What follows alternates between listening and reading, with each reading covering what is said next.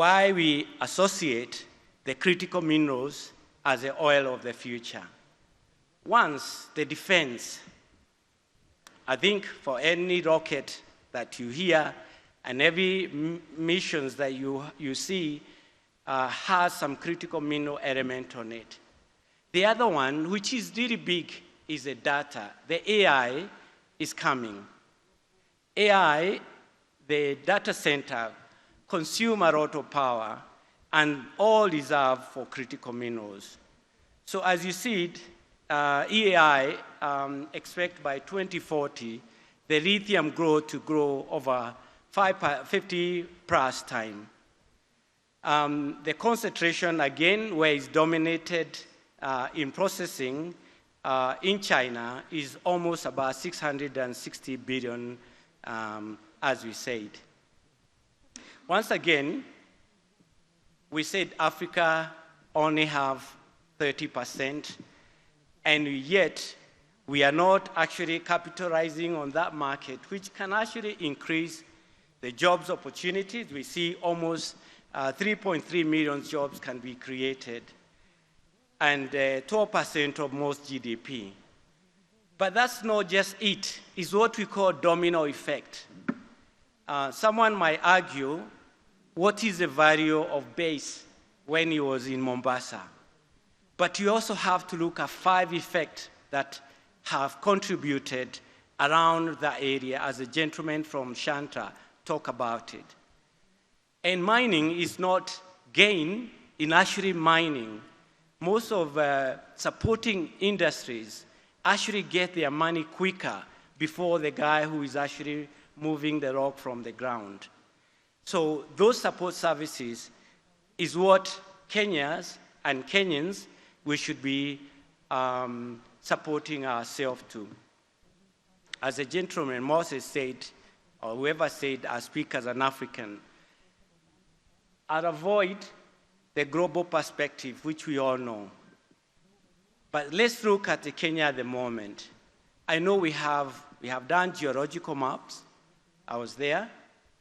I know the British has a lot of histories of where some of the minerals are.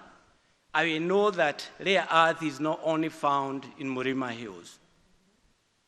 So there is a journey. But also caution, we keep saying less process in a country, which I totally agree. But something like rare earth has uranium in it. In Australia, Olympic Dam, where we process uranium, it is a very serious affair, because if you go underground and you come out, you must shower almost 5 times to get the lead out of your body. So if we're gonna do this, we must work with the right partner. And I'm a big believer of this, that we can do it, and we can do it right here in Africa, but we must partner with the right people. But where is the solution for Africa? As he said, they're looking at the opportunities. First, the best thing about Murima Hill as an asset is the fact that it's next to the water.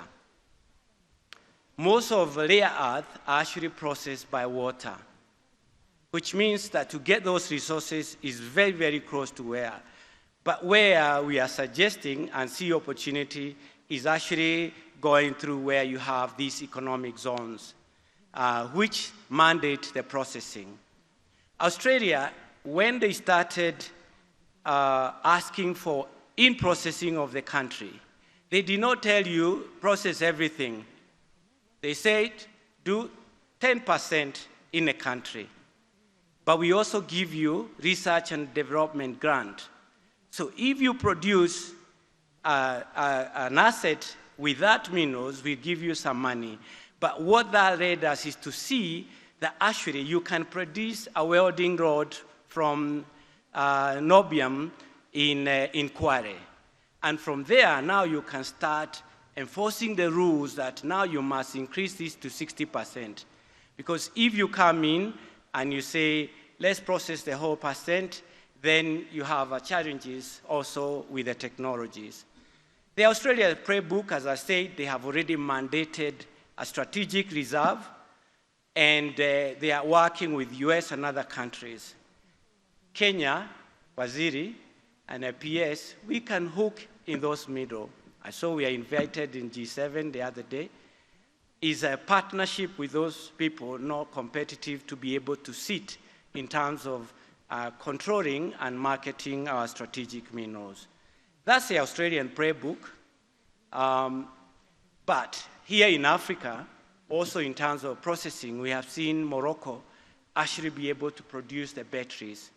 I had a speaker from Equity, and I know Equity through some connections that they were able to look at how to produce batteries in Congo.